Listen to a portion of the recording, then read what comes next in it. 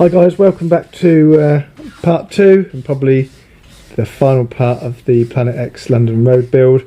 I'm just filming this on my camera because my other assistant has gone off for the day. So we've just quickly run through the final build and just some updates with issues we had. So bike's finished, as you can see. Yeah, hopefully it hasn't. Hopefully I haven't gone over green. My son said it was. He said, "Dad, that bike's sick." I'm not sure if that was a compliment or he just said it looks like sick. So hey ho, I think it looks cool. So I'm happy with it. The data bar tape's come up quite good. I'm not sure if the green's really coming through on the phone camera, but yeah, pleased with that. Other issues we had was with the headset bearing not quite seating properly. So I've ridden this a couple of times, probably done 20 miles or so, and yeah, every 3 or 4 miles I have to stop and tighten up the head bearing. So that's dropped down. We're not quite there yet, but just the action of riding and going over potted roads, it's just seating that bearing. So that'll be good until it needs changing. I'll have to drift it out when that time comes. Brakes are kind of okay. Again, the bike's a little bit experimental, so I've got the Avid BB5s with Campag Ergo 9-speed. I think these are Mirage levers. So yeah, I can stop at the moment. I need to do a little bit of fettling, some fine tuning on the disc rotors. I'm getting a little bit of rub.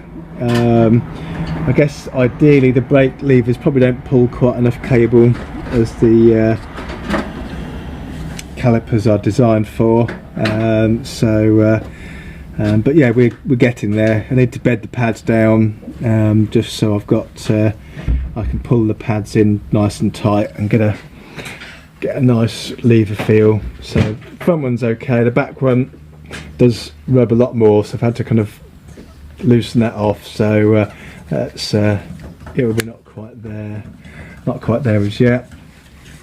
Everything else is okay. It was all pretty straightforward.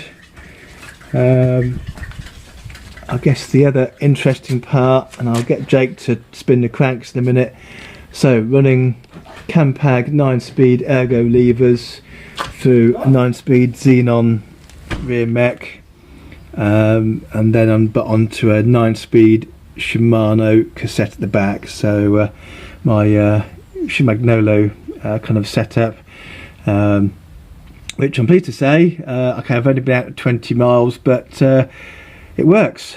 And now my assistant has disappeared, and I'm going to struggle to show you it working. But yeah, you can get up and down the cassette, changes crisply.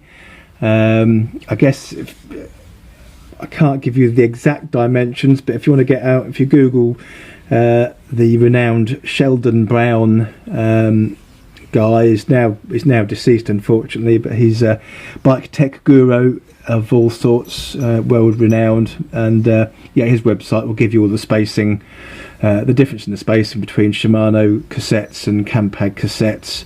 So I think from the highest cog to the lowest gear cog, you've probably got about a 0.8mm difference. So there is a tiny bit of gear rub at the extremities. Oh, Jake's back now. Jake, you come and spin the pedals for me.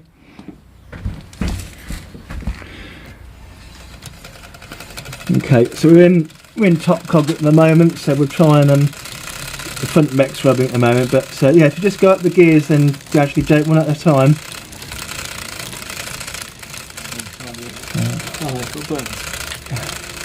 He's just not used to Campag, he's got Shimano.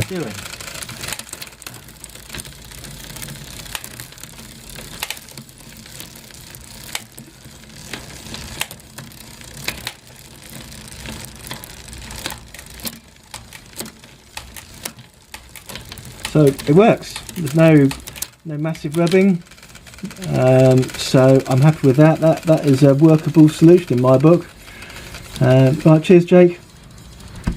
So yeah, so I'll give you some more update on how that goes longer term. I guess what the saving grace is, I think, with all gear systems, so your guide pulley in here basically has some, I guess, inbuilt slop left to right laterally on the bearing, and it's that slop, so although it gives you a crisp change, that kind of slight play will take up the kind of fractions of millimetres spacing difference. So if you tune it to be precise in the middle, you've got just enough play to be able to operate at the extremities. So that's cool. Everything else is good. I'm going to post another video shortly on what I've done just to kind of seal up the frame, keep it watertight in my kind of OCD mind. So yeah, so looks good. Looks fun to ride. Lighter than the steel Norco sitting over there. So I'll turn that into winter bike and keep this for kind of dry trails, etc. So thanks guys, thanks for watching. Catch you soon.